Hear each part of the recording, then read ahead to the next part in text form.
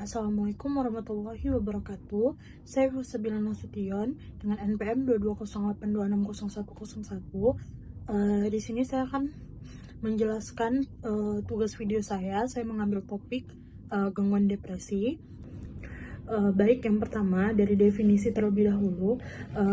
Menurut PPDGJ 3, depresi termasuk dalam gangguan afektif atau mood disorder yang ditandai dengan perubahan suasana perasaan menuju keadaan, kehilangan minat dan kesenangan serta aktivitas yang menurun. Definisi sendiri dari depresi ini adalah kesedihan atau sedih adalah perasaan manusia yang menyatakan kekecewaan yang frustasi terhadap seseorang atau suatu hal. Kesedihan ini dapat menyebabkan reaksi fisik seperti sulit tidur, tidak nafsu makan, dan juga relaksasi emosional seperti penyesalan. Depresi ini adalah gangguan suasana hati atau mood yang dapat mempengaruhi pola pikir, perasaan, dan aktivitas sehari-hari. Paling sedikit sudah terjadi 2 minggu berturut-turut. Kemudian untuk faktor penyebabnya, dia ini ada biologis dan genetik, kemudian ada psikososial dan lingkungan, kemudian ada kepribadian. Dan juga ini untuk pada gangguan depresi ini dapat dijumpai seperti disfungsi kognitif terjadi selama episode depresi dan selama fase remisi. Kemudian sering tidak menjadi perhatian, kemudian tetap tidak membaik meskipun telah diremisi. Fungsi akademik, pekerjaan sosial, dan fungsi sehari-hari juga terganggu.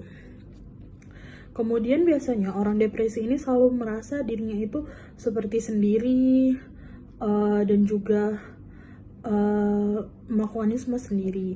Kemudian untuk gejala dari depresi ini biasanya kita bisa menyingkatnya dengan biasanya ada gejala yang utama seperti afek depresi hampir setiap hari, kemudian kehilangan minat dan kegembiraan, kemudian ada penurunan energi. Jadinya orang yang depresi ini biasanya dia jadi mudah lelah. Kemudian ada juga gejalanya yang biasa kita singkat dengan si kecap. Jadi si kecap ini adalah S itu dia sleep. Biasa dia bisa jadi kebanyakan tidur atau kekurangan tidur. Kemudian I-nya itu interest, dia minatnya itu menurun, kehilangan minat juga. Kemudian ada guilty itu ada perasaan bersalah. Kemudian dan juga energinya itu dia jadi mudah lelah. Kemudian itu ada konsentrasi, biasa konsentrasinya itu terganggu, dan juga ada appetite, biasa nafsu makannya juga turun, gak selera makan. Kemudian yang untuk P-nya ada psychomotor retardation, biasanya dia tuh lemah. Kemudian S itu ada suicide, biasanya dia ingin bunuh diri. Kemudian tadi kan gejala utama dari depresi itu ada mood depresi, biasanya yang sudah berlangsung 2 minggu. Kemudian kehilangan minat dan kegembiraan, berkurangnya energi yang menuju meningkat keadaan yang mudah lelah, rasa lelah yang nyata sesuai kerja yang sedikit, dan menurunnya aktivitas.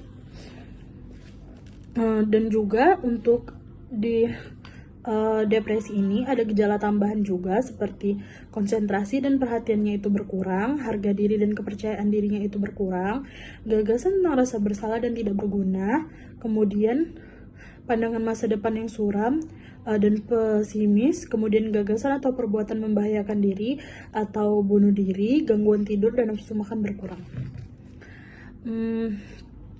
Kemudian untuk mendiagnosis depresi ini, kita biasa menggunakan kriteria diagnosis berdasarkan PPDGJ 3. Itu dimana ada episode depresif ringan, biasanya 2 gejala utama ditambah 2 gejala tambahan yang sudah berlangsung 2 minggu.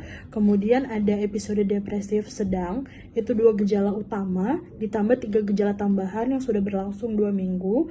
Kemudian itu ada episode depresi berat tanpa gejala psikotik, itu biasanya 3 gejala utama ditambah 4 gejala tambahan yang sudah berlangsung 2 minggu. Kemudian itu ada episode depresi berat dengan gejala psikotik, itu memenuhi kriteria episode depresi berat, disertai waham, halusinasi, ataupun stupor depresif.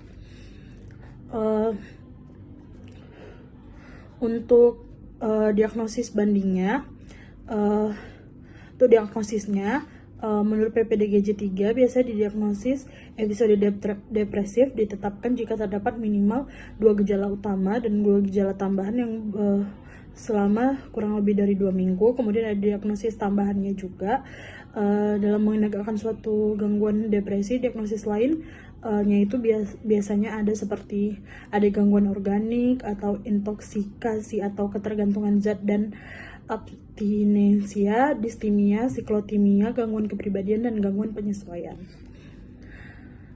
Kemudian untuk fase pengobatan depresi itu biasanya fasenya itu terbagi menjadi 3. Ada fase akut, itu biasanya berlangsung 6-8 minggu. Kemudian ada fase continuation, itu ada 4-6 bulan. Kemudian ada fase maintenance, itu ada 1 tahun.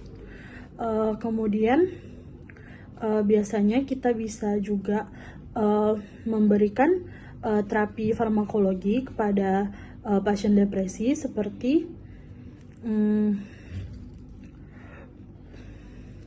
kita berikan antidepresan golongan SSRI, bisa kita berikan fluoxetine. Kemudian bisa juga kita berikan amitriptilin 25 mg 3 kali 1, tapi kita perhatikan juga efek sampingnya.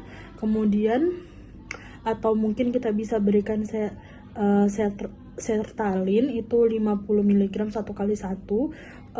Untuk fluoxetine tadi kita bisa berikan 50 mg 1 kali 1.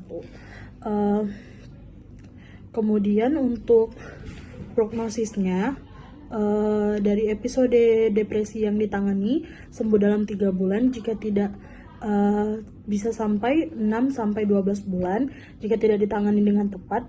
Kemudian walaupun udah menggunakan obat-obatan 20-35%, pasiennya bisa mengalami gejala residual dan gangguan fungsi sosial. Baik, mungkin itu saja yang bisa saya sampaikan untuk gangguan depresi. Mungkin itu saja yang bisa saya sampaikan. Saya akhiri dengan Assalamualaikum warahmatullahi wabarakatuh.